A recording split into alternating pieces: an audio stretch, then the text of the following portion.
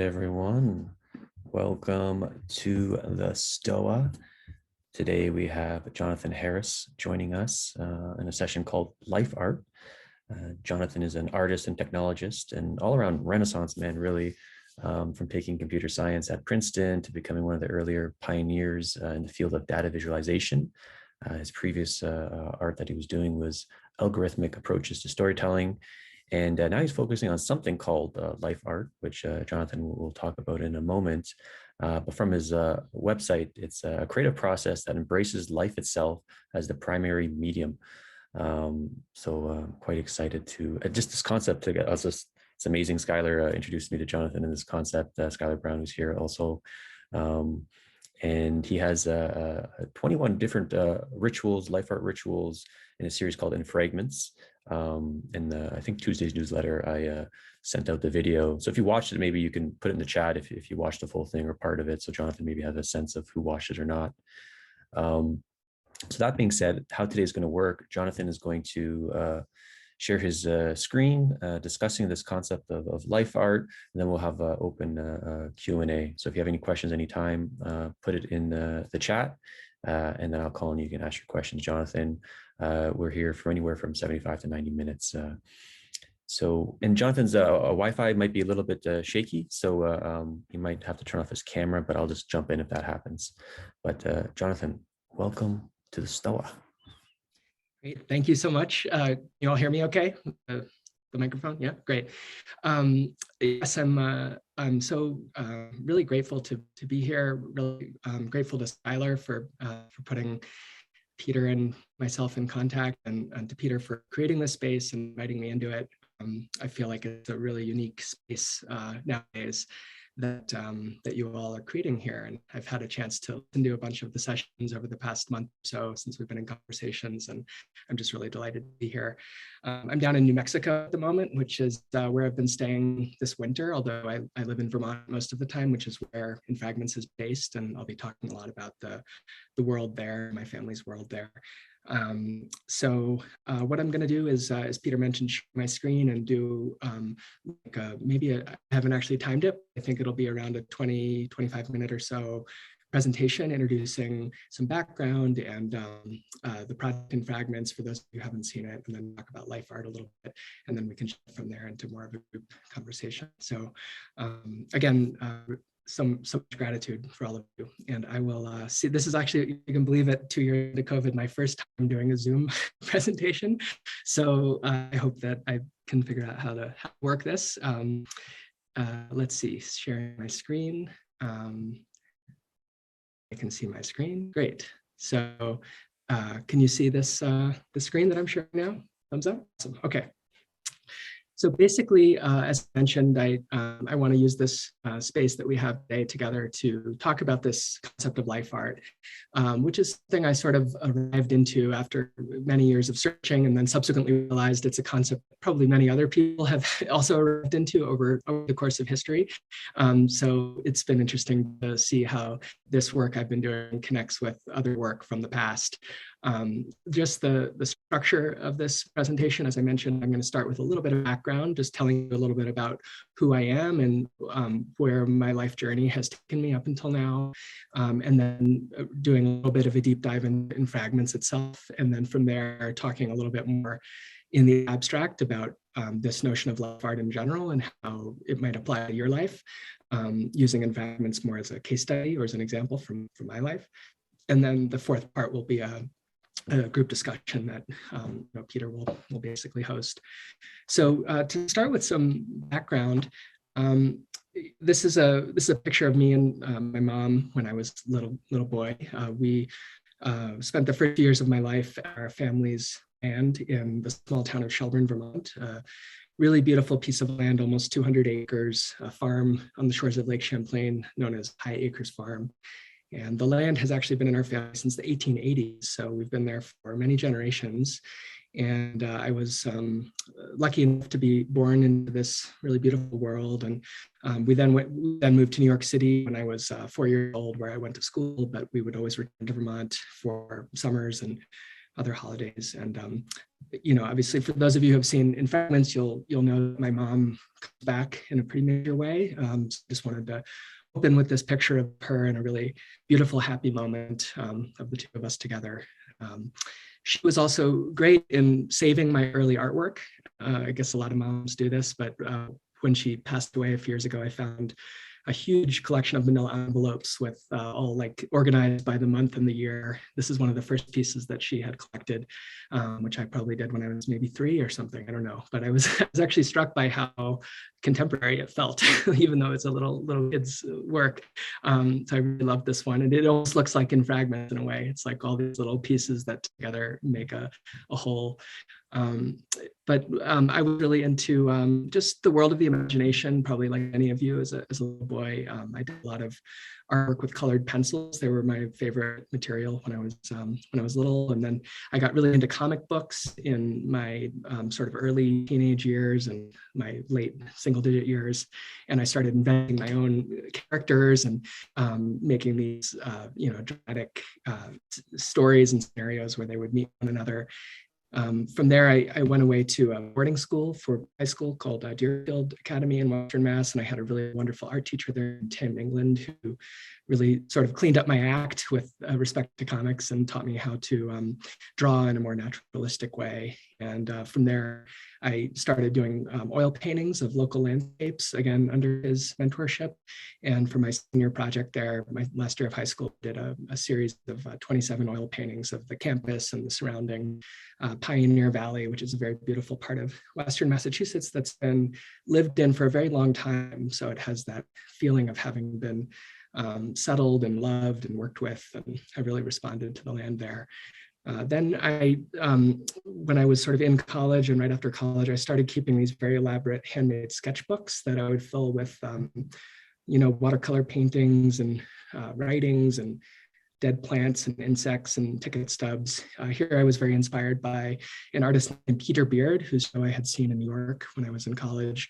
And he sort of inspired me to think about, in a way, like starting to think about life as the medium, that you could have this ongoing adventure of travel and experience of embodied reality, and then you could make these snapshot recordings of it through these diaries. So that idea inspired me very much. And I did this for a few years until I was actually robbed at gunpoint in 2003 while I was on a trip traveling in Central America, in Costa Rica, of all places. After having been through much more dangerous countries, I ended up getting robbed in San Jose and beaten up pretty badly. I had to go to the hospital, and among the things that were stolen was a sketchbook with about 9 months of work in it. And I took it as a sign sort of from the universe to change course, and I started working with data as a medium. I had been studying computer science at Princeton, as Peter mentioned, and hadn't yet figured out how to use computer science as a art making medium. I felt like there were these two sides of me, the sort of rational, logical computer science mind that was being trained by my education, and then this more tactile, embodied, sensual experience of lived reality that I was previously experimenting with through the sketchbooks. But for several years, I was really immersed in this world of data and very inspired by the way that you could see find secrets that were hiding in these large data sets. So I was filled with a lot of hope and optimism about what the internet could be for humanity. I saw it as a kind of nervous system or self-awareness for the species that was becoming a kind of single meta-organism, and the data that we were all producing was like footprints of that organism. So I was very interested in this large-scale collective portraiture through internet data. And I did that for several years before starting to feel called back to physical reality, and started doing these interactive documentary projects that took me into different subcultures around the world to have the experience of basically living as an algorithm myself. So I'd set up rule sets for myself to follow. This one was in a whale hunt in Barrow, Alaska, where I took a photograph every 5 minutes for 10 days, and more frequently when my heartbeat got fast. I was trying to behave as an adrenaline sensor and take pictures accordingly. Ended up producing about 4,000 images, and that's which then I got weaved together into a website. And from there, I was very, very interested in just my own life, starting to look at the world around me as material for new insights. And started a daily practice of taking a photo and writing a short story each day and posting them online before going to sleep, starting on my 30th birthday, and continued that for 440 days. That one was called Today. And sort of morphed into a storytelling platform for other people to use, which was called Cowbird. And that basically created an ad-free environment where people would share their life stories, and the stories would automatically interconnect with one another to create a kind of repository of human experience, or a library of human experience. And after running this project for several years, I decided to retire it ultimately in 2017. Because I felt like the climate of the internet had changed so much. It had become this place of attention economies and screen addiction, and competing for the adrenaline rush of likes and other metrics and numbers. And I just felt like the space that had begun as a very beautiful, sincere, heartfelt space of this storytelling network had become a sort of like addictive attention zone, like so much of the internet. So I decided to compassionately retire the project and put online as an historical archive. And actually, there's a ritual that relates to the closure of this project, which I'll talk about a little bit later, giving the community of Cowbird a way to sort of process their grief around the loss of this platform that they loved. And then after that experience with Cowbird, I entered a very frustrating and difficult phase that lasted a couple of years of feeling very stuck and confused creatively. I felt as though I'd really fallen out of love with the internet as a medium after loving it for about a decade and working with it for about a decade, and I didn't know what to do next. I felt like there must be more to life than making websites, but I didn't know what that would look like or what kind of medium that would be for me. So it was a very sort of confusing phase that lasted a little while and morphed into a phase of real seeking and spiritual searching that took me from meditation retreats and different traditions to reading a lot of sort of classic books that I'm sure many of you have explored as well, and nature solos, and ultimately led me to a series of really kind of harrowing plant medicine experiences that basically radically broke open for me any sense of a frame, whether that be the frame of a film or a book or a website or anything rectangular, and really left me with this feeling of life being the medium. And it was a very strange realization, and one that for me was very mixed up with feelings of confusion and disbelief, and like feeling the illusory nature of all of this, but at the same time feeling stuck in all of this and not able to get out of it. And so maybe the right response is to work with it anyway, even while seeing it as an illusion. And I had a mentor that I was lucky enough to meet around this time named Ernesto Pujol, a Cuban-American performance artist, a former monk. And I took a retreat with him, and the first evening he said to us, the Buddhists say that all of this is an illusion. Well, if that's so, then why not create beautiful illusions? And something about that question really spoke to something deep within me, and caused me to start thinking about what were the illusions around me, what were the situations around me in my own actual experience that could be worked with consciously as an art practice. And that led to the decision to move home, to go back to Vermont, to Hiker's Farm, the place where I had my first few years as a little boy. And my mom died the day that I moved home after a long illness that she'd been struggling with for many years. It was emotional, physical, psychological, and but her actual death was like 2 hours after I finished unloading the U-Haul truck going from New York City to Vermont. And the timing of that experience just was strange, and really gave me the feeling of destiny unfolding or something like that. And it also made this notion of life art that I had been at that point exploring for about 6 months through some of the early rituals and fragments. It made that notion take on a much more serious and eerie quality. So I found myself, along with my sister, after our mom died, inheriting this 200-acre property in Vermont, High Acres Farm, which is a place of great beauty, great natural beauty, and great abundance materially, but had also been the site of lots of addiction, alcoholism, depression, divorce, lots of very isolating and isolated sort of neurotic behaviors from my mom and my grandfather, both of whom ended up dying alone in that same house. So I felt that this place had so much potential, and it had such a precious place inside my heart from my own early experience there, but I also thought that it had so many shadows that were haunting its present, and that were like blocking that potential future. And so this was sort of the situation that I suddenly found myself in. And this is really the situation to which In Fragments responds in a process that ended up taking me 6 years.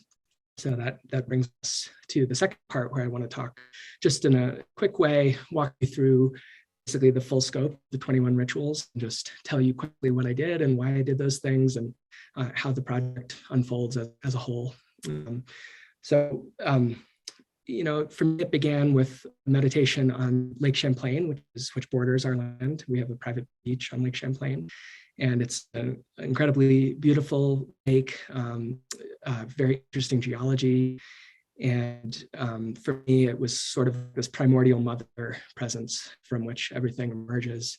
And I started meditating on the lake, visiting it in different seasons, different weather conditions, different times of the year, and just taking this still tripod footage of it in different conditions. And from there, I started meditating on these stones that are found along the shores of that lake. I call them mine stones. They're these gray Iberville shale transected veins of white calcite. And actually, their geology is fascinating. This whole area used to be a warm tropical sea located near the equator about 500 million years ago. And at the bottom of that sea, there was clay building up on the ocean floor. And in the water were all these creatures that would suck the calcium out of the water, and they would use that calcium to build their structures, their shells, their bodies, their homes, their coral and mollusks and whatnot. And then when those creatures would die, their bodies would decompose, the calcium would go back into the water. And when seismic activity would occur, the clay on the bottom of the ocean floor would crack open, and the water would travel down into those cracks, carrying the dissolved white calcium carbonate with it.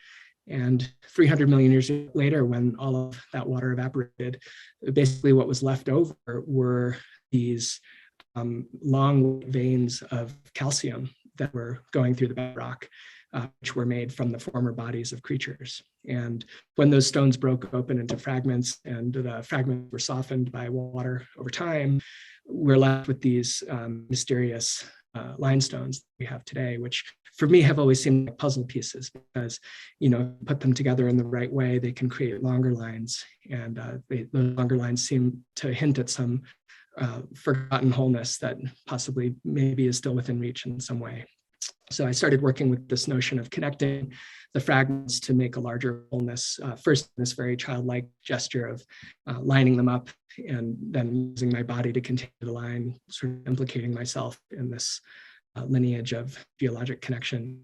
And then it was clear that wasn't nearly far enough. So I started to basically envision a much more involved and intense journey of surrender into this process of seeking wholeness through the fragment, so to speak. So this is the second ritual in this series called Urim and Thummim, where the stones are used as seeing stones, like the ones mentioned in the ancient Hebrew Bible, and that Joseph Smith in Mormonism used to translate the Book of Mormon. And for me, this was like this act of surrender, like agreeing for this journey to take me wherever it needed to. That's kind of the symbolism for me of this gesture. And then from there, it was sort of like, okay, get to work. So the next step was crushing these stones with my grandfather's sledgehammer into a stone powder, and seeing that, if you could take apart the fragments to make even smaller fragments, would new opportunities be possible with the smaller fragments of stone powder. So I created a viewing apparatus, sort of like a glass ant farm in a way, where I basically poured the stone powder into this apparatus as it flowed out as I was watching it. This one was called Process of Elimination, sort of inspecting the particles in a more focused way. And then from there, I was interested in this, in the hero's journey. There's the step of meeting the mentor. Like that's an important thing, acknowledging who your guides are. And so I wanted to basically go out and travel to visit the different people in my life who had affected my view of reality in different ways. So I visited with 9 different mentors, friends, and offered each of them to choose a limestone from this collection that was in my grandmother's wooden slide box. And this is my dad here. And then I took the powder from the previous ritual and I drew a line of gray stone powder across each person's face as a way of basically inviting their energy into this ritual process so that whatever transformation and healing happened in the process would also benefit them in some way, sort of retroactively after the fact. So the very intimate thing to go and touch the faces of these different people who have shaped me. And I'm very grateful for their openness to this strange gesture. From there, I started working with the plane of perception, calling attention to the plane of perception. So this ritual, it was called equidistant, and it has to do with this way of looking that it's similar to watching a movie, like when you're in a darkened cinema and you're so engrossed in the drama on the screen, but then suddenly realize the whole thing is particles of light hitting a flat wall, and you've been tricked by this illusion that was so convincing, you were so immersed in it, but really it was just a flat surface all along. And, is there a way in which every moment is like that for us? Like, is there a way in which all external phenomena could collapse into a single plane of perception? So this ritual calls attention to that plane by throwing water against a sheet of glass that's set in front of the camera. And also working with particles of dust swept up in our barn loft into a sunbeam, where we start to see the fluid dynamics of dust in a single surface, in this case, light.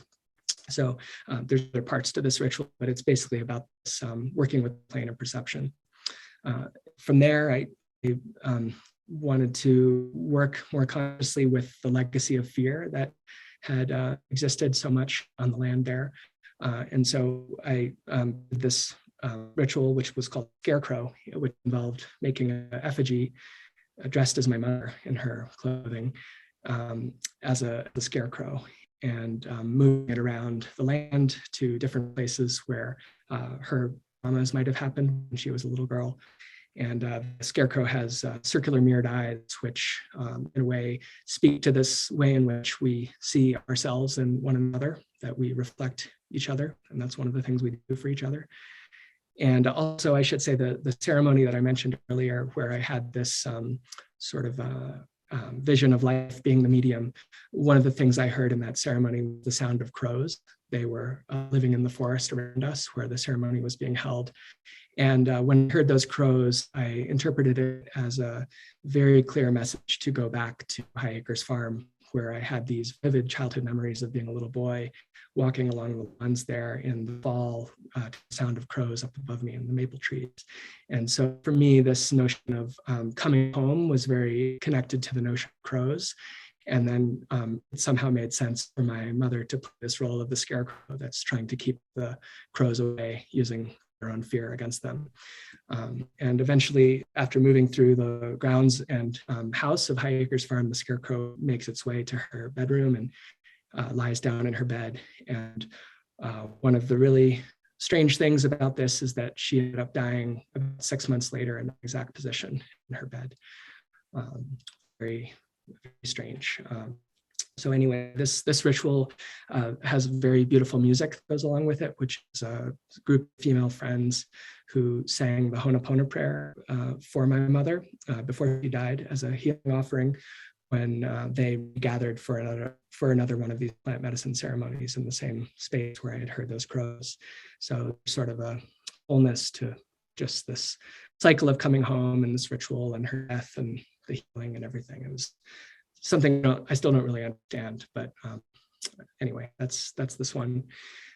So she ended up dying, as I mentioned, the day that I moved home, March 5th, 2016. And this was the ritual that follows Scarecrow called Spacesuit, which basically documents her cremation in a respectful way. It was a very tricky thing to just to record and to share this material in a way that respected her, but that also was could communicate what was happening at the same time. So these are her hands and some pictures of her dad and me and my sister and her niece and so on. Then after her death, I started working with a local glass artist named Ethan Watts, and we got the idea that we would make glass from scratch using locally gathered materials, and we would build our own hillside furnace to fire the materials to turn them into glass, and that we would mix my mother's cremated remains into the glass mixture so that we would make a glass cup out of her remains. And that this would be a sort of alchemical transformation process of sorts that perhaps would open up some new possibilities for the land that were different from the history of suffering that had been so much a part of the life there for so many decades. So this is a bonfire of a bunch of my mom's belongings, her doctor's notes, her psychology books, and other sensitive documents, along with wood scraps and other brush cleared from the land. This is gathering Cheshire quartzite, which is the mineral that's naturally found in Vermont that has the highest proportion of silica in it, which of course is the main ingredient in glass. So we gathered these sort of watermelon-sized chunks of Cheshire quartzite, and then created a crushing station back at Baker's farm in the old garage, where I used my grandfather's anvil and his larger steel sledgehammer to crush up this quartzite into a fine silica powder, like about the granularity of Johnson's powder ultimately. And then we set about building a hillside furnace in one of the sloping hillsides of the land, using a clay cob mixture from clay that was dug out of the land, mixed with straw, water, and gravel.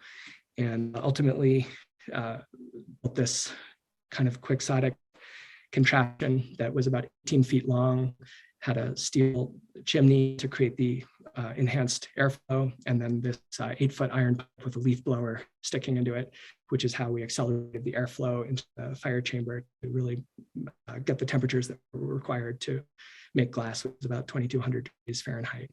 And then with metal doors on the different openings that were made from roofs of local buildings that had burned down in a recent lightning storm that happened by chance when we were engaged in this process. And on November 1st, 2017, Day of the Dead, we fired our furnace after about 7 months of work, gathering ingredients and building the furnace. And we didn't know if it would work or not. We hadn't had a successful test. We just decided to try it. So we had it firing for about 20 hours and all day long, heating up. And that second little chamber that you can see there, the little eye hole on it, that's the glass chamber, inside of which was the crucible, the clay pot, where we had our various powders, and we were trying to get the temperature in there up above 2,200 degrees Fahrenheit.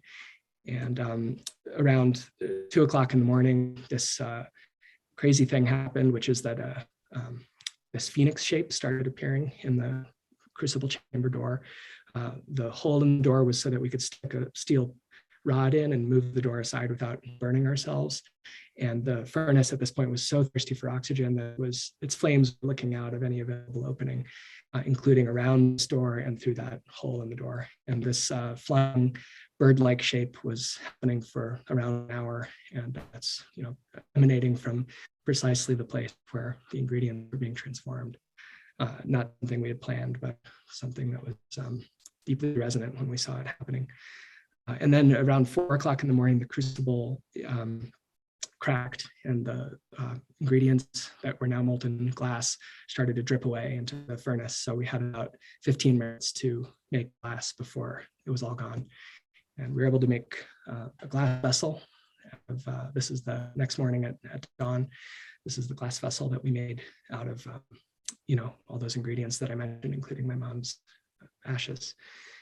And from there, the rituals took a different turn, and they became more personal for a while, and they moved from there. This one is called a hammer, and it involved building this wooden easel about 9 feet tall, and then getting 10 body length mirrors from the local Home Depot, and then wearing 10 different outfits that represented different times in my life, different personas I've had, different ways that I've been known by other people, and wearing each outfit, approaching the mirror, and then smashing the reflection of that outfit and taking off the outfit and placing it onto the growing heap, which was then burned once that process happened with all 10 mirrors.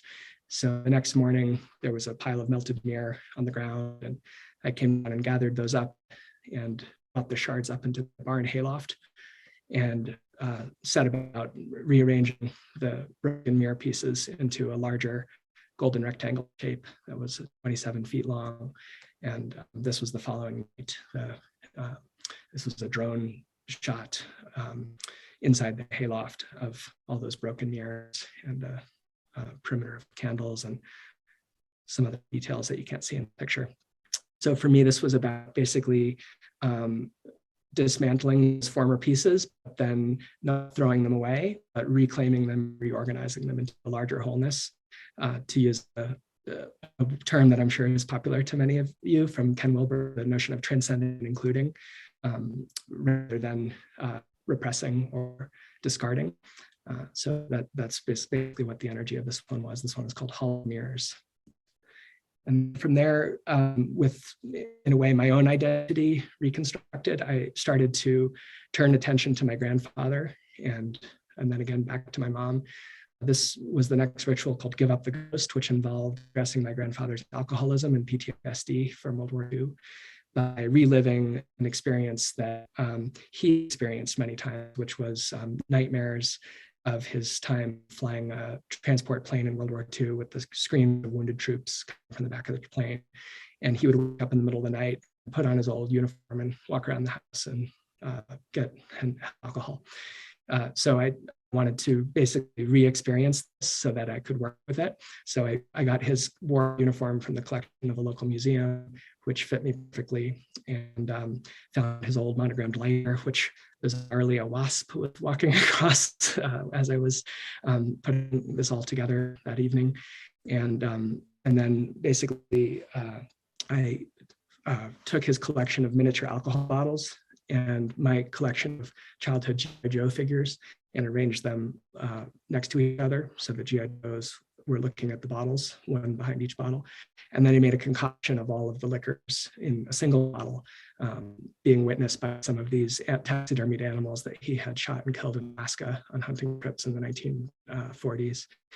And then once this concoction had been completed, I drank some of it and then poured it into a silver bowl that belonged to him and boiled the concoction away until it became vapor, and then collected the vapor in this upside down bottle hanging from the ceiling. And then the next morning at dawn, brought that bottle out to the lawn, put it on a wooden table, and using his rifle, shattered the bottle to release the spirits into the landscape, so to speak.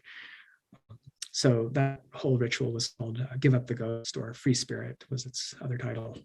And then after that one, I worked with another strange set of inherited items, which were my mother's dream journals. She kept dream journals for about 12 years when she was seeing a psychotherapist in New York. And she kept them in great detail, beautifully written accounts actually of these dreams. And many of them were nightmares. More than half of them were nightmares.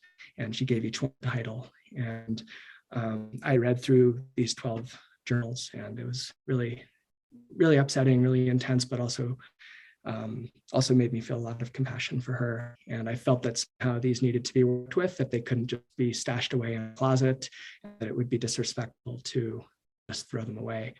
So I devised a ritual for these using maple sugaring lines. This was done on actually around Easter. It was about a year ago in April. And I, in a maple grove where we normally tap these trees for maple syrup, set up a series of these blue lines, and then using clothespins, clip her various dreams onto these lines, while her childhood doll, baby Linda, was sitting in this bed that belonged to our great-grandparents, sort of witnessing all this. And then I left these dreams out there with baby Linda overnight so that she experienced them under the stars. And then the next morning, we gathered up the dreams with my sister and her two little daughters, and we brought them to a nearby hillside on Easter morning, and we turned them into kites, and we flew the kites in the sky while the man who had done my mom's cremation like 5 years earlier, this older gentleman who lives in the area named Mary Reed, he also is he does dove releases. He's a dove lover since he was a little teenage boy, and he brought 3 of his doves and did a dove release alongside these kites in the Easter sky. Then after that, I designed a ritual for the cowbird community, which was the storytelling community that I mentioned earlier. And some of the people who were most involved in that community were very sad when it ended. And they felt some anger, they felt abandoned, they felt like this beloved space had been taken away from them. And so I invited some of these sort of super fans of the community to come to High Acres Farm in person to do an in-person gathering. Where we made a bonfire and we told stories in person around an actual fire. And then on the last morning of the gathering, I organized this ritual for them using a collection of my mother's silver picture frames. And I hung these frames on trees in the grove down by the water, highlighting pieces of moss, twigs, leaves, and so on. And I invited the cowbird members to go into the grove and pick a frame that felt resonant for them. And they could take that home as a gift. And the teaching here was that just by holding up this frame, in a way, the act of perception is an act of framing, and in a way, an act of storytelling. And that they didn't actually need the platform anymore. They didn't need to post the stories on the internet. It was enough just to notice in the right frame of mind. So that was the essence of this simple ritual we did. This one called A Witness to Life, which was the motto of Cowbird when it was functional. And then we're getting towards the end here. This one involved my grandfather's birch bark canoe, which had hung from the ceiling of the trophy room building with all the dead animals and had witnessed the give up the ghost ritual. It was actually in one of the pictures I just showed you, hanging from the ceiling. It had all of these rips and tears where the old resin that had initially bonded the bark together had long since become brittle and broken away. And so this canoe needed repair. And so I gathered resin from some local pine and spruce trees at a friend's family land, and then mixed the boiled melted resin with bacon grease to create this natural primitive glue, which is the normal way that these canoes would have been made, 100 years ago. And there's still some aficionados who make canoes like this nowadays, although they're much less common. So I basically repaired his canoe or his vessel. And once it had been repaired, I gathered up the mirror shards that had been up in that barn hayloft for the last 6 years, just holding that space. And I swept them up and got into these buckets and brought them out onto the surface of the lake in this canoe. And then gave the broken mirror shards as an offering to the lake. And eventually they'll become sea glass and wash up on the shore 100 years from now. And my great grandkids might discover them and wonder if this is from an old bottle or from one of these strange rituals that their great grandfather did 100 years earlier. We did a drone shot of this, and one of the unexpected beautiful elements was the way in which this canoe in a way is like an eye, like the shape of an eye, and that large circular bucket in a way is like the iris and the pupil. And speaking again of planes of perception, and also returning to the place where this project began, which was meditating on the lake in its horizontal dimension, seeing it from above in this way really becomes a single plane of perception with this little eye gazing back at you from the middle of it. Then after that, the final ritual in the series involved setting up a new energy grid on the land that was not inherited but designed.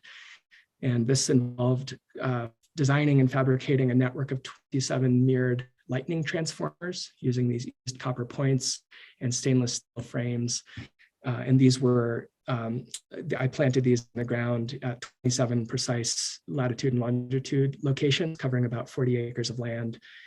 And they all face in towards a center point where a special object was buried back in 2015 by a Tibetan Buddhist Lama, an object known as a treasure vase, which is a little ceramic bowl of sorts that's filled with relics that have been prayed for by monks for many years. It's meant to bring great blessings and abundance to the area around where it was planted. So she had planted that in the land in a sort of undisclosed location. But this whole network of light transformers emanates out from that center point, and all of their mirrors face in towards that center point. And each of the mirrors has an engraved graphic on it with a word that's unique to each location, each sign, and the words relate in some way to the place where each one is planted. So, for instance, the dream sign is next to the hilltop where we made the kites with my mom's dreams. This one is in a field where we grow crops, so it's fertility. And then the shape you see there is actually a network map of the geometry overlaid on the landscape, and the circled node indicates the location of this particular lightning transformer. So all together, they create this geometry on the landscape at High Acres Farm, which in a way is our own energy grid powered by lightning strikes and electricity. And the symbolic notion of this is that when one sign is struck by lightning, because they're mirrors, the quality of that word is not only transmitted to the ground in that location by the copper wire that routes the lightning electricity from the copper point into the ground along the back side of each sign, but because they're mirrors, also reflect that quality out to the other 26 signs in the network, and in a way activate those qualities as well. So it's a kind of earth acupuncture that tries to seed this land with a particular set of 27 qualities. They're all very positive qualities. They're like, beauty, gratitude, love, mystery, wildness, so on. And they basically together constitute our hopes and dreams for what will happen there over time in the future. And so then there's a final ritual, which is just like a brief coda. It's called In Fragments. It involves microscope photography of limestone particles. So this is 100x. I actually don't remember if it's 10x or 100x, but we did a few different ones. This might be a 10x magnification of teeny fragments of limestone particles, which still have these white lines running through them, and then two flames behind a piece of glass that, in a way, animate these particles to make them look like a mask. So it's a kind of an image for the whole project, like the way in which we find meaning in the fragments of stories of existence of one another. But it's like this human quality that we bring to bear of finding patterns in things that may or may not be there. Hard to say. And then finally, I designed this mandala, which is a geometry of the energy grid of the lightning transformers filled in with scenes from certain key moments and different rituals that I just showed you. And this serves as a kind of summary of the project in a way, the fragments creating a new kind of wholeness. And these are some of the various tools and materials that were involved. A lot of these are very ordinary things: hammers, string, plastic funnels, goggles, but some of them are much more unique, like, family heirlooms, my grandfather's monogrammed pillowcase, my mother's college thesis, and so on. I want to just highlight a few of them. This was the door from the glass furnace, made out of the roof of a local barn that was hit by lightning and burned down, as I mentioned. And I find this incredibly beautiful. It wasn't designed to be beautiful. It was just trying to get the job done. But it has this incredible presence. I feel almost like a creature or a being. This is the crucible that has its crack, which forced our hand in the glassmaking process and only gave us 15 minutes or so to create that vessel. But this was the crucible pulled out of the furnace afterwards. This was the parachute that my grandfather used in World War II, which was featured in the Give Up the Ghost ritual. This was his uniform from the collection of a local museum that I wore in that same ritual. This was his monogrammed silver dish that was used to boil away his alcohol concoction to create the spirit vapor. These were my mother's journals, pages ripped out and hung up on those clotheslines. And these were the two kites that we made using some of those dreams that were flown by my two nieces. This is the glass vessel that was made in the furnace out of my mom's ashes and other local ingredients. And this is one of the copper points that was used in the lightning transformers. These last two, for me, represent the feminine and masculine principles. And actually, this metaphor you also find in the Grail myth, for example, in Parsifal, the Wagner opera, his last opera, where there's the Grail and there's the Holy Spear. And by reuniting those two objects together, Parsifal ultimately restores the immortality of the Brotherhood of Knights who guard the Holy Grail. So for me, these are like a localized version of these two principles in the context of this project. So the full film is free and viewable at infragments.us. It's actually on YouTube, but you can find it more easily by going here. For those who haven't seen it, it's a little over 2 hours long. There's no words in it. It's really a poetic, meditative journey that you could take. I just want to sort of close by offering a few thoughts on this notion of life art.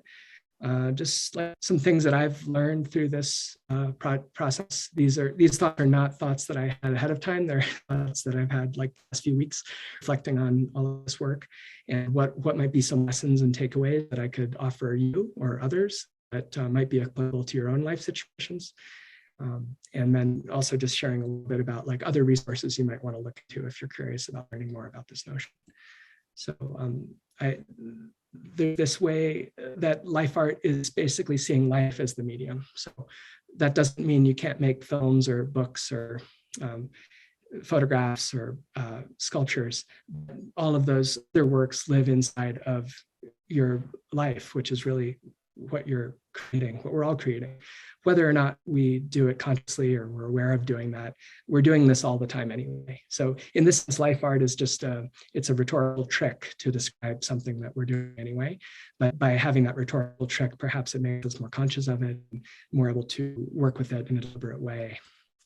So it embraces an actual life situation as the frame for the work. So whatever that is, it can be something in your family, it could be something in your town, it could be something on the world stage, but it acknowledges a real thing, not in the metaverse, but like something in embodied reality as the frame that you're going to work with for now. And you can change the frame later and pick something else, but for the purpose of making a piece of life art, it might be useful to pick a frame.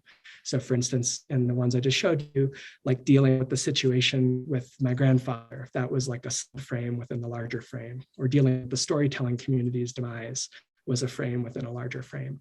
So it can be useful to have frames, even though ultimately life is the real frame. And so when you're dealing with one of these frames, really thinking about using tools, materials, stories, dilemmas, people, places, all of this stuff, ideally, I feel, could arise from that frame of experience. So rather than like getting a stick of Palo Santo or a sage cluster, like find materials that actually exist already in your life frame and work with those. And that will give them more power because they'll be unique to you. It doesn't have to be borrowed aesthetics from some other system. They're things that are coming from your own life.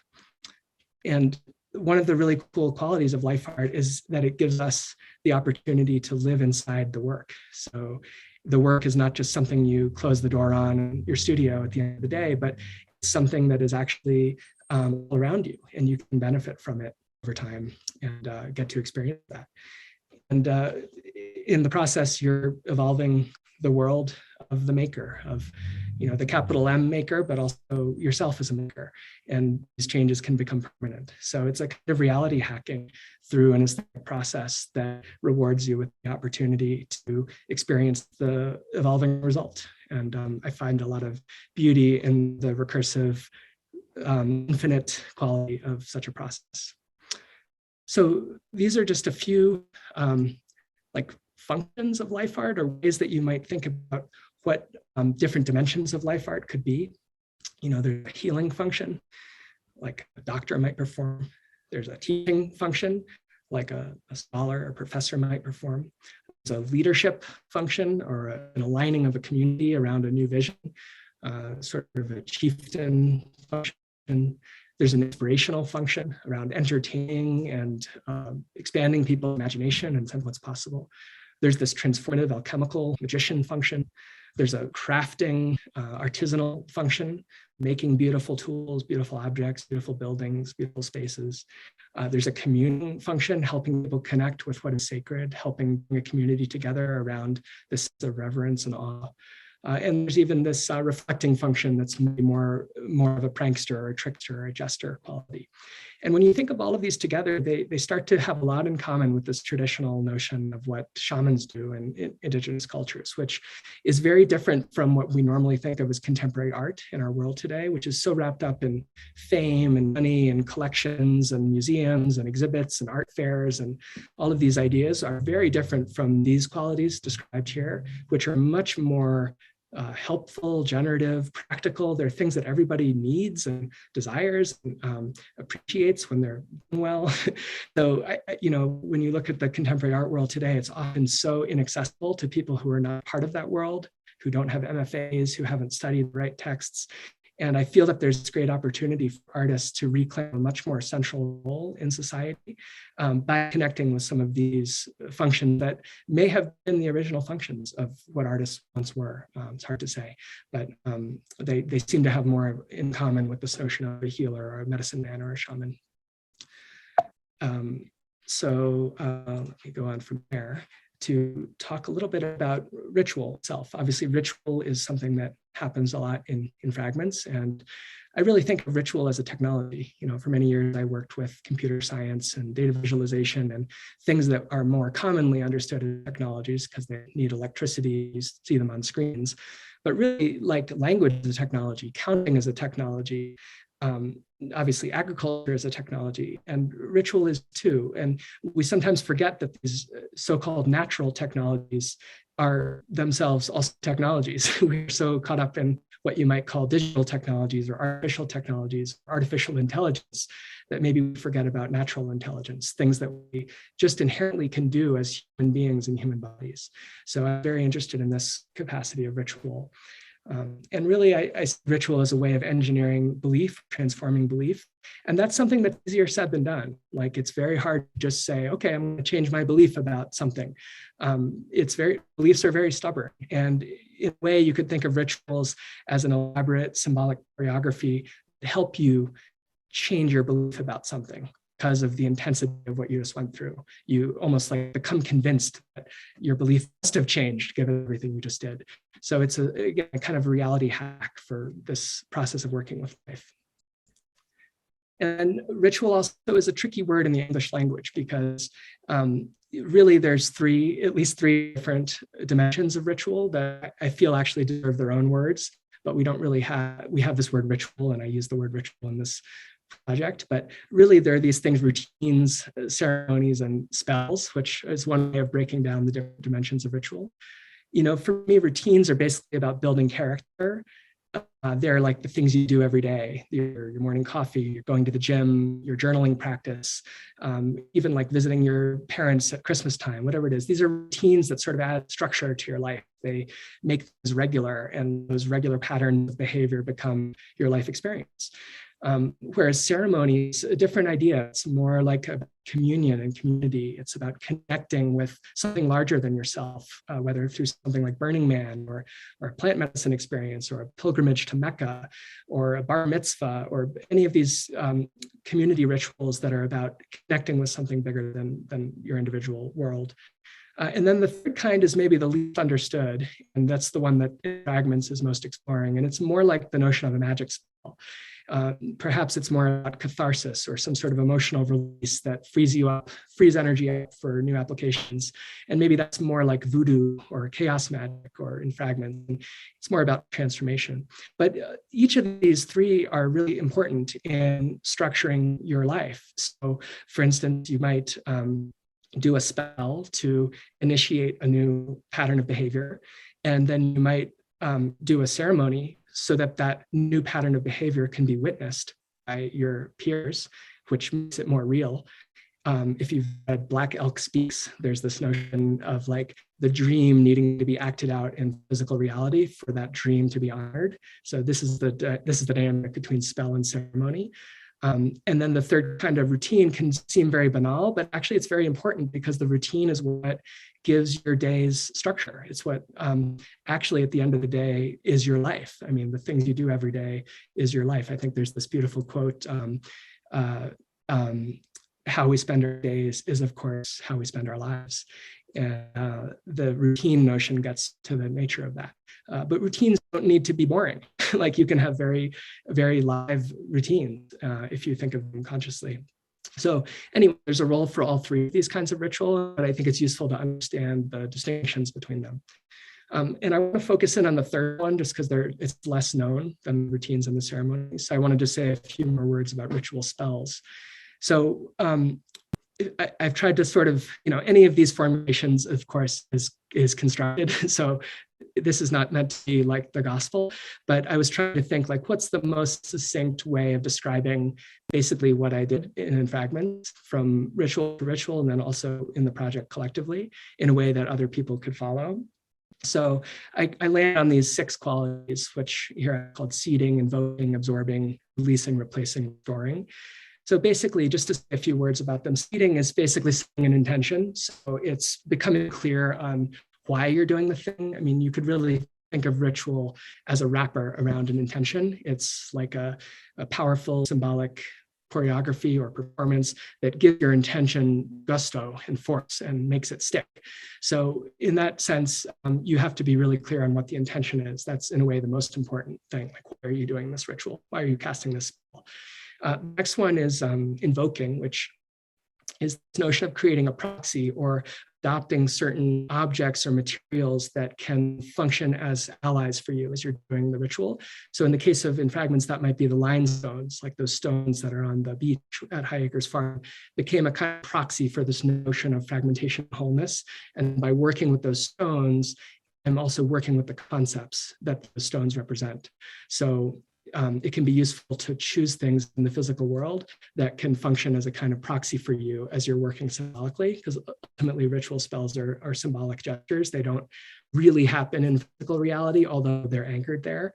But the most important realm is in the realm of the imagination. So then the third step is absorbing or ingesting the old. So this is like really taking it on so that you can work with it. So in the case of Give Up the Ghost, that would be like putting on my grandfather's uniform and drinking his alcohol like into my physical body so that that experience he had is now in me. And now I'm free to work with it because it's in me. I've taken it on. So that's like the third step.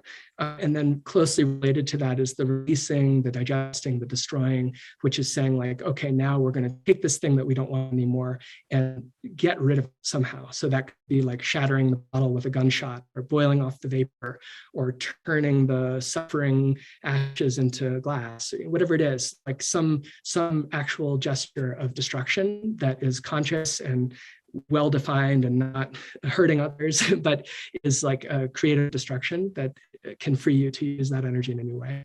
And then really important is the next one, which is replacing. Like you can't just destroy something or take away something. You have to replace it with something new. Otherwise, old patterns will find a way to recreate themselves. So you really have to offer a new food of some kind and anchor that. So that in the case of In Fragments, that would be like creating the new energy grid of the lightning transformers, which is saying like, okay, from henceforth, like these are the qualities that are happening here. This is what we're asking for now. So it's kind of a new coherence or a new wholeness that comes out of those destroyed fragments.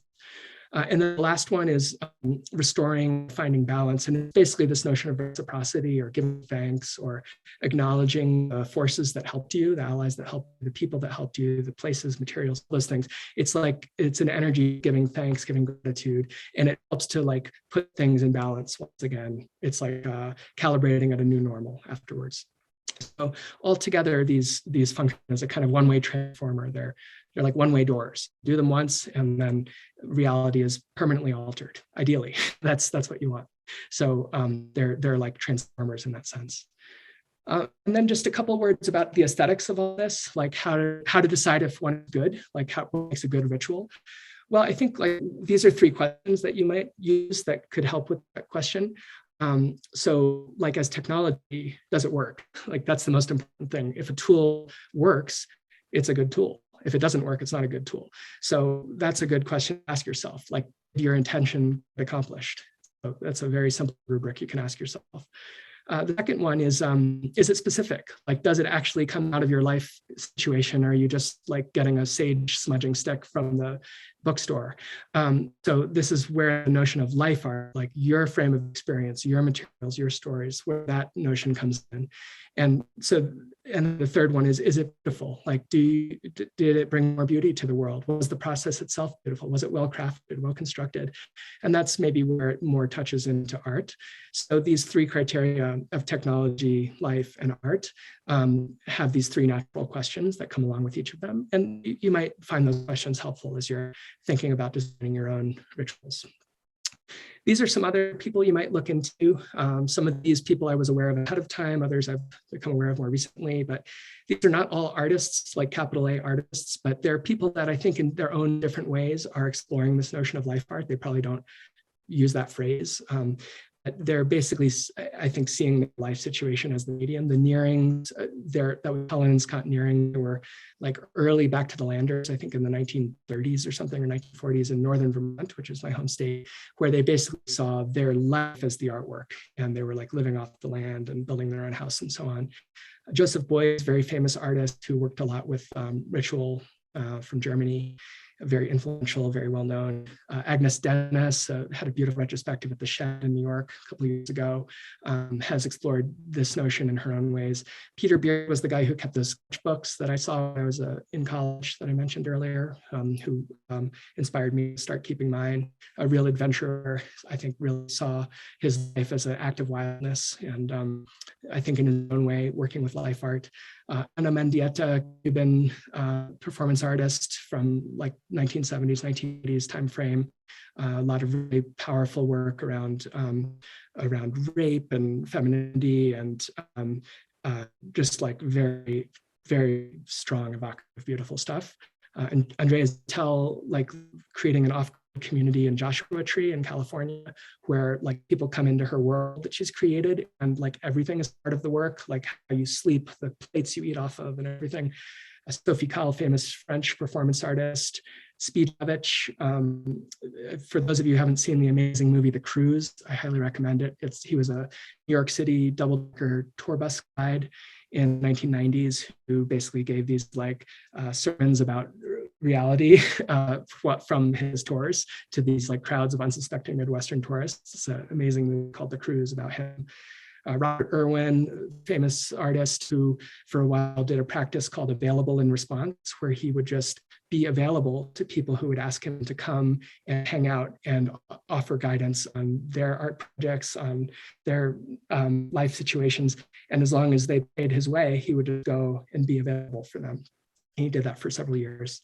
Ernesto Pujol was the former monk that I mentioned who offered me this perspective of creating beautiful illusions, worked a lot with what he calls the art of consciousness. Theaster Gates, African-American artist in Chicago, working a lot with his actual community there, like building libraries and other social projects that are like living life art projects for people in the neighborhood where he grew up. And then JR, famous French street artist who's doing these like large-scale graffiti projects all around the world, just is in Kiev, Ukraine, I saw yesterday, doing a huge street art project. So each in their own ways, people that are like seeing life as the medium, playing with that in different ways. You know, it doesn't have to be dogmatic, it doesn't have to look a certain way, but it's more this recognition of life in the medium, and then how do you work with that in your own way that feels right for you. And then I just want to leave you with this beautiful kind of definition of life that comes from one of my great inspirations, Christopher Alexander, who taught architecture at UC Berkeley for many years. This is a quote that comes from his later text, The Nature of Order, which is less well known than A Pattern Language and Timeless Way of Building, but truly amazing 4-volume text that I highly recommend. The Nature of Order. So he says, what we call life is a general condition that exists in every part of space: brick, stone, grass, river, painting, building, daffodil, human being, forest, city. Each center what he calls like a thing, like a person could be a center, a flower could be a center. Each center gets its life always from the fact that it is helping to support and enliven some larger center. Center becomes precious because of it. Thus, life itself is a recursive effect which occurs in space. It can only be understood recursively as the mutual intensification of life by life. So he's really talking about this like way of being of service, like genuinely trying to be helpful to whatever scale of life is just bigger than you, whether that's your family or your house or your community or your city or your world, like wherever you're working, it's like having this helpful healing function or home to anyway, and that somehow that itself is the essence of what life is for him. And then just this brief diagram of how that might like play out in a kind of morphology. So if you think of yourself as like this lone eyeball perceiving reality around you, by the stories you hold and the beliefs you hold, you know, those get spread out to the people that surround you. And that becomes like a shared story that that group is living within. And you do that big enough and that becomes what we're all living in. So it's a simple thing, but it speaks to the importance of reclaiming creative control over like the story you're living inside of and getting out of the fear and like always in reaction to the horrible media story that's happening or the latest disaster. And instead of being in that reacting space, like being in a more conscious, active space to work consciously with your life situation, as I've been talking about in this presentation. That like as more and more people start to do this, perhaps this is an interesting way of thinking about the future, like rather than having some future plan that we're all like studying and analyzing with numbers and spreadsheets and so on, sort of like trusting, like empowering each individual to reclaim the co-creative capacity over their own life situation, and then seeing what bubbles up from doing that at scale.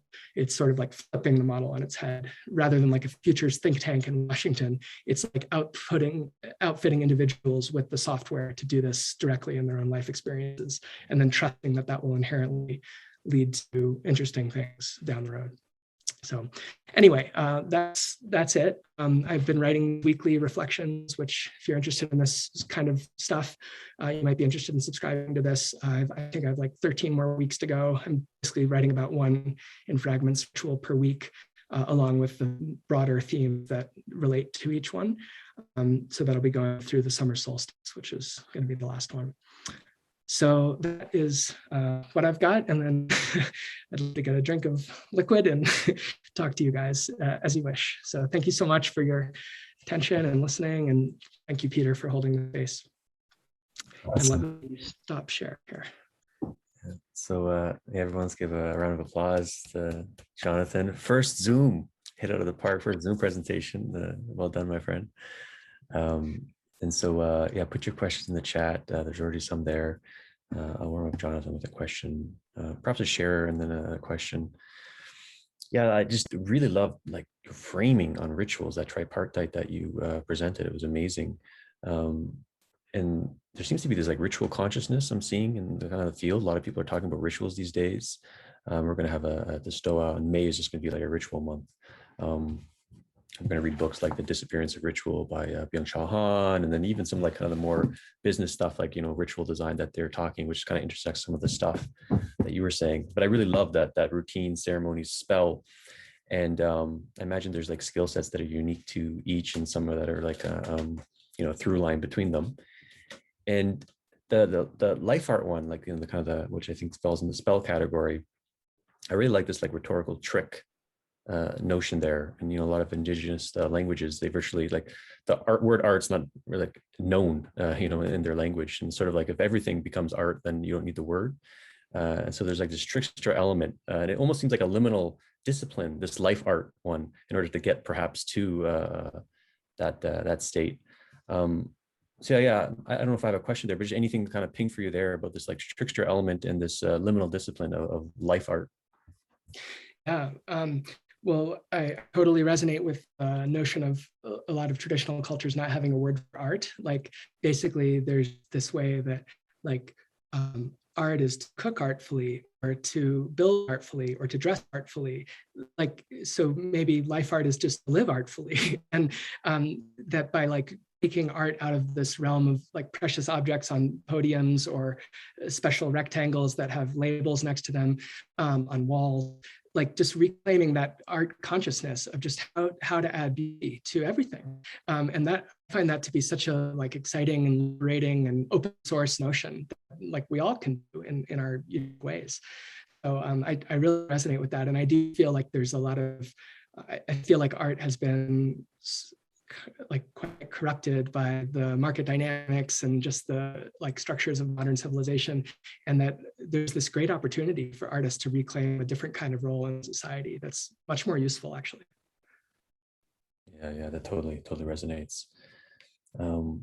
So we have a few questions in the chat already. Cole T, would you like to ask your question? Yes. First, I'd like to offer a grand amount of gratitude for your sharing and the very pleasurable physical activation that came through as you were sharing your process, and especially as you started talking about ritual. So my question was somewhat answered by when you started looking at this tripartite of ritual, but I'd love to hear you speak on some of your rituals of clearing and grounding and making yourself available for what comes through, because it's a bit of, right, it's a false dichotomy to say that you are the creator and creation, but I'm very curious about the technologies that you use to make yourself available for creation to come through these different methodologies and sciences and mediums. Yeah, that's a great question. Thanks so much for asking that. And it's true. I think you get to a point. I mean, I think all artists or writers, creative people, at some point get to this point where you realize,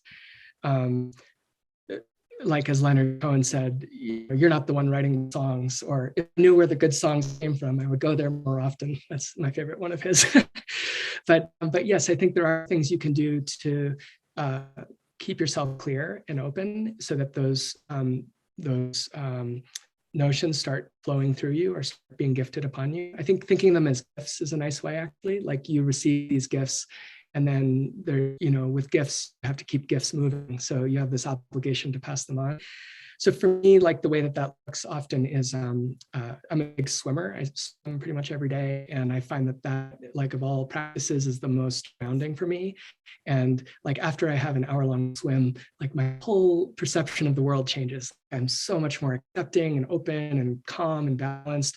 And I know that like it's always a good investment of time to go have a swim, because the quality of what comes through afterwards will be like 10 times better. So that for me, that's like one of the things I do. But I think extrapolating more generally from that, it's like taking care of all the, like taking care of your body. So like making sure your body is feeling good, so that your body is not calling for your attention, but it's feeling it has what it needs. That's a good prerequisite. And likewise, taking care of your mental space so that it's not too cluttered.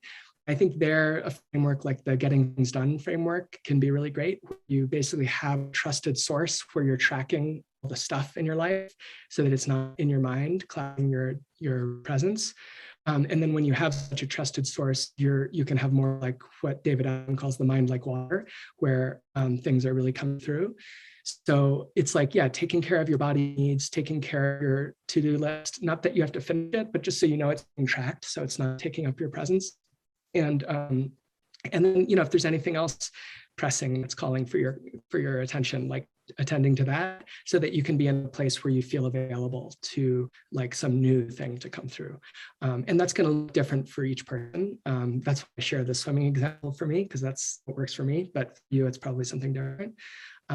But I think often like people maybe don't have those simple understandings. So maybe they'll go to the coffee shop and get juiced up on espresso and like, okay, where are the ideas? But it turns out like they're not in a calm state yet. So they're not available for those kinds of ideas. They might have other ideas.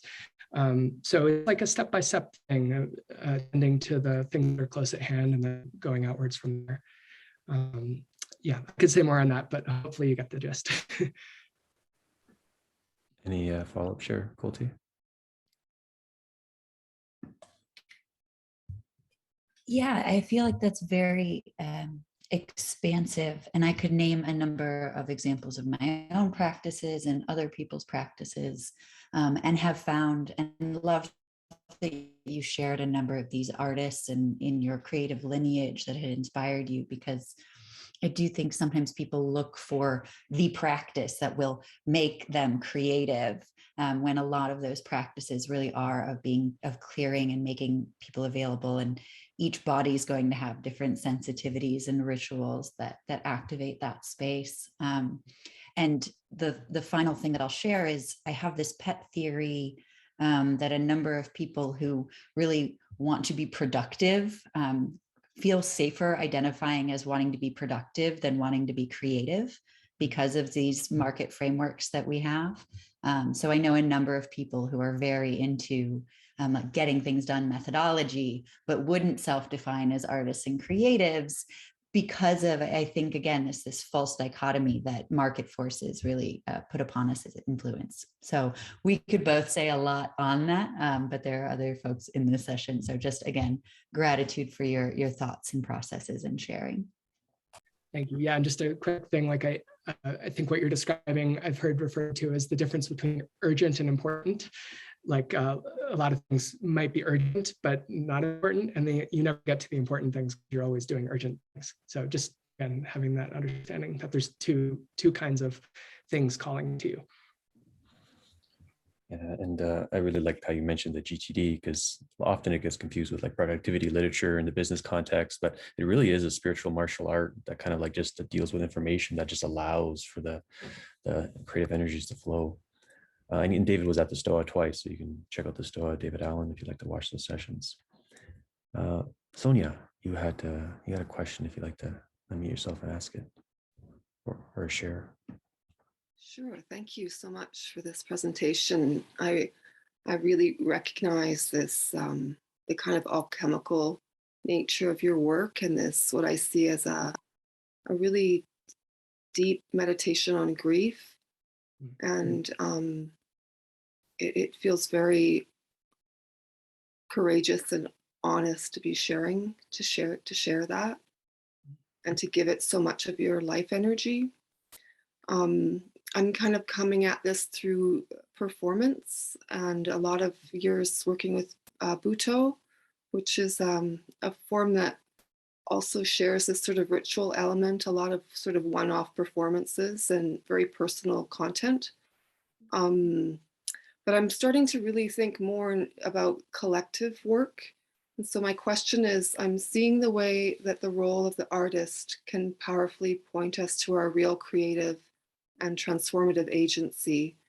And I'm wondering if possibilities for collective life art are occurring to you as a way to address and transform our reality on a larger scale, perhaps in concert with certain types of activism or social change movements. Thank you. Yeah, thank you, Sonia. That's such a beautiful question. And like my honest response is, I don't know. I feel that there's great potential in that exploration. Like, what would it look like for there to be collective life art? How would we even decide what to do, or how would we allocate responsibilities or decision make? And I don't have experience with that yet, but I feel that that's a beautiful and fertile territory for exploration. I mean, a few things I might say that could be like starting points. One is the recognition of the uniqueness of each person and their unique gifts. And so rather than having some framework that forces convergence, where everybody has to get on board with a single vision, trying to have frameworks that allow for the uniqueness of each individual to really flourish. Sort of like a meadow of wildflowers where there's a lot of things happening at once, like this sort of like having that as a search image in mind, rather than like trying to have a convergence around a single project that we're going to all do together. So I don't know what that would look like. Real quick? Hey, Jonathan, I was just thinking about the mandala that we made at the farm. Oh yeah, do you want to? That was kind of, yeah, I mean, I just was going to say that we did sort of a spontaneous life art ritual at Jonathan's farm when he debuted this art, and wow, I got really activated to jump in and say this. Yeah, and so it kind of arose spontaneously that I wanted to make a mandala, which is one of my art practices. And then everybody wanted to make a mandala. And then Jonathan had the idea of making it in the junkyard of the house, which was one part of the land that hadn't really been included in the rituals. And we were sort of seeing it as the unconscious in a way, like the place where everything gets dumped. And so I think there were like 14 of us, and then it grew and grew. It was like, I don't know, 14 or 18 of us gathered and collected all kinds of beautiful things from the land, and then took it into the junkyard, and then just worked. Like, I mean, we just gave ourselves over to the process, and we created this giant, beautiful mandala, like transforming the trash. And the children came along, and it was just very spontaneous and very beautiful and fluid. I might have a picture I could probably dig up real quick. Skylar, do you have any like principles that you learned from that process that you might want to name and share to answer Sonia's question? No, I mean, you were already sharing a beautiful one, which was to recognize everyone's gifts. And then I think the one tension point, but anyone who's ever tried to collaborate knows this one. It's like you want to be leaderless, but someone has to step in and be a leader at some point, and that can shift and change. But there was this moment where I was kind of leading, and I was doing it in a very fluid way.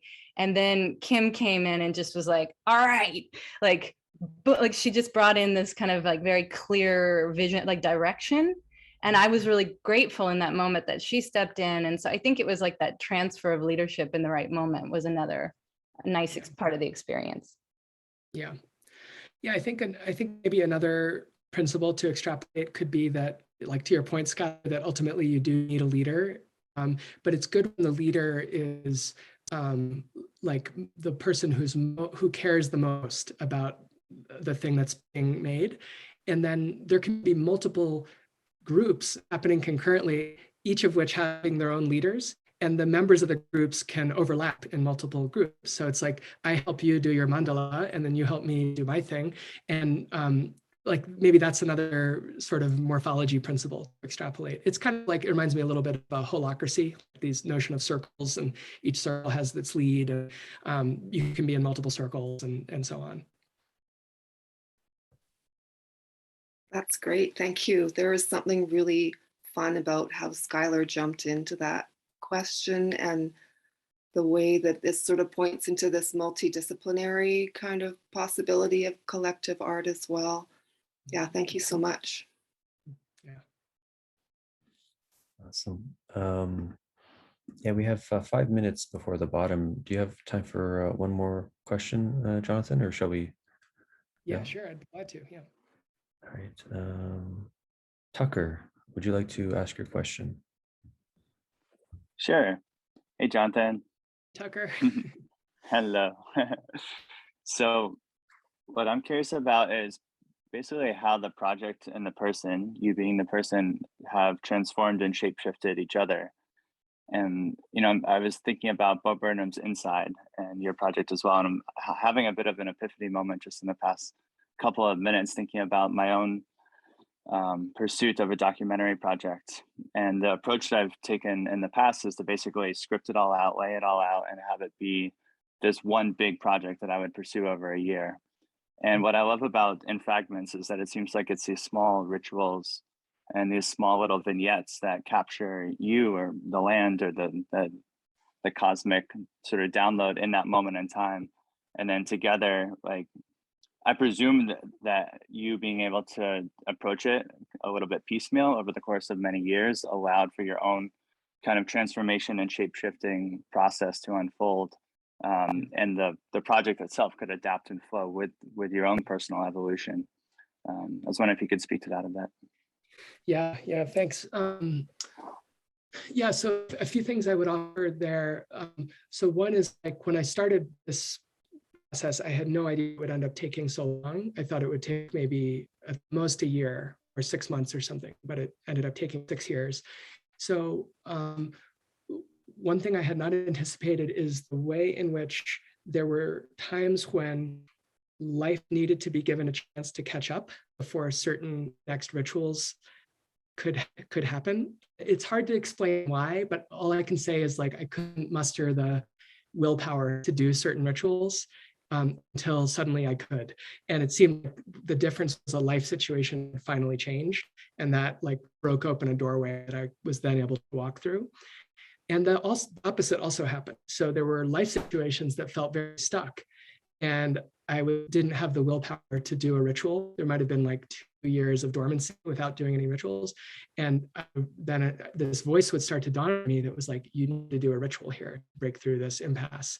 And I would do the ritual, and then sure enough, the impasse would give way. So there was a strange interconnection between life and art in this case, or life and ritual, where like the two seemed to be aware of one another and calling to one another. I was required to do certain things at certain times to unlock certain potentials, kind of like a video game almost, now that I think about it.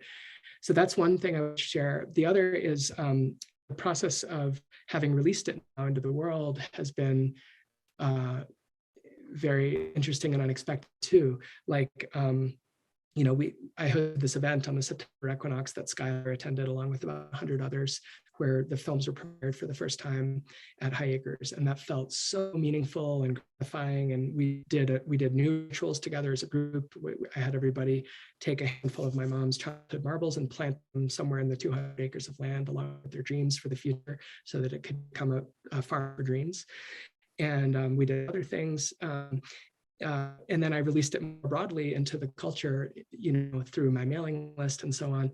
And it's been like crickets in terms of a response. And like from my older projects with data and so on, I was used to like lots of articles and interviews and invitations to come speak and so on.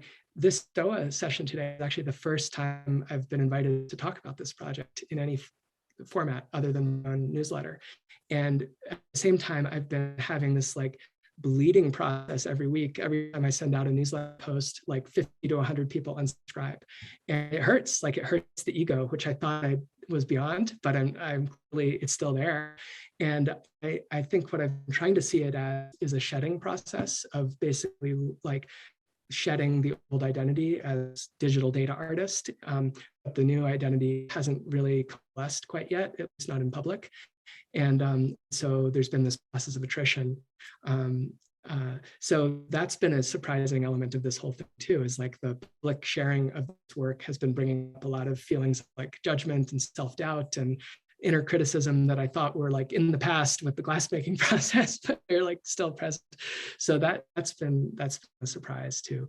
And I've just been trying to trust that this process is running its course, and things take time, and I have gotten a lot of encouragement from, you know, certain folks.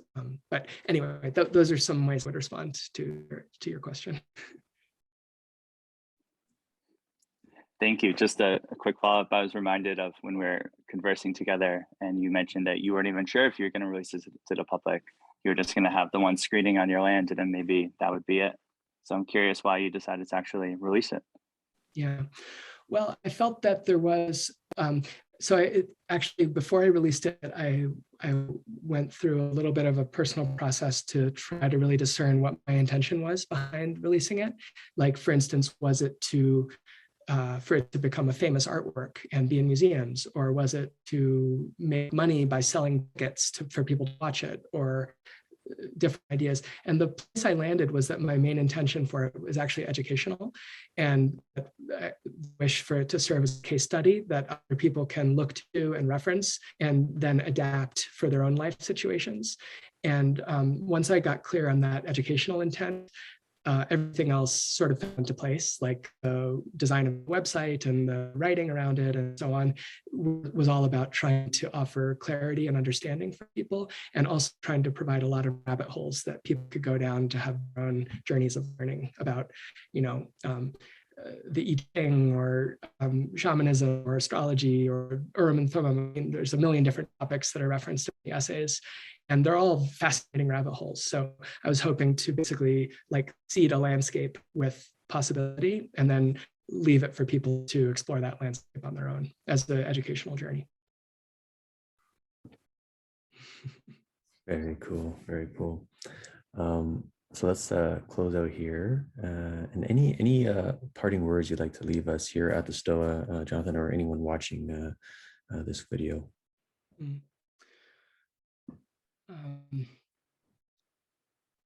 Well, I'm just very grateful for this opportunity to be with you all today and to share this work and to share this life art notion. And I just my sincere wish is that it can be a source of inspiration and guidance for others, and that it might lead to much beauty in all of your lives and in mine too. Mm-hmm. It's such an honor that having, you know, this is the Stoa is the first place that you get to you know, talk about this in this way. So that's really cool. And you know, I'll send you the chat at the end because it might be good for you to read. People in it are saying that they're going to share your work with as much people as possible, and they're inspired by it. So that'd be fun stuff to check out. And at the Stoa, we have something on Sunday, a death ritual. So we're going to do perhaps some life art on a liminal web, the scene that the Stoa may or may not be in. So it's going to be on spring equinox. We're going to have a 90-minute kind of death ritual, and Skylar's going to be there, Benita, and a lot of people that we know and love. Yeah, so that being said, Jonathan, everyone, thank you so much for coming to the Stoa today. Thank you so much, everybody.